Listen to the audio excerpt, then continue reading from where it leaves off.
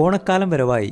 ഓണപ്പൂക്കളത്തിൽ സ്ഥാനം പിടിക്കാൻ എല്ലാ കൃഷ്ണകിരിയുടെ ചെടിയിലും കൃഷ്ണകിരിയുടെ പൂക്കൾ വിരിഞ്ഞു. മുൻപൊക്കെ നമ്മളുടെ വീട്ടുമുറ്റത്തുണ്ടായിരുന്ന ഒരു ചെടിയാണ്. ഇന്ന് ആളൊഴിഞ്ഞ പറമ്പിലാണ് ഇയാളുടെ സ്ഥാനം.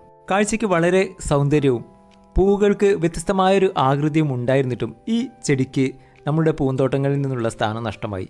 അത് മറ്റൊന്നും കൊണ്ടല്ല, ഈ ചെടി എവിടെ നമ്മൾ വലിച്ചെറിഞ്ഞാൽ പോലും അവിടെയെല്ലാം ഈ ചെടി തഴച്ചു വളരും. മാത്രമല്ല, ഒരുപാട് സ്ഥലങ്ങളിൽ ഇതിന് തൈകൾ പൊട്ടിമുളച്ച് ഇത് സുലഭമായി വളരും എന്നതുകൊണ്ട് തന്നെയാണ് അതിന് നമ്മളുടെ പൂന്തോട്ടങ്ങളിൽ നിന്ന് സ്ഥാനം നഷ്ടമായത്. തമിഴ്നാട്ടിലെ ആഘോഷങ്ങൾക്കും ഉത്സവങ്ങൾക്കുമെല്ലാം ഇതുപോലെ പൂക്കൾ കുത്തിവെച്ച് ഒരു കാവടി ഉണ്ടാക്കാറുണ്ട്.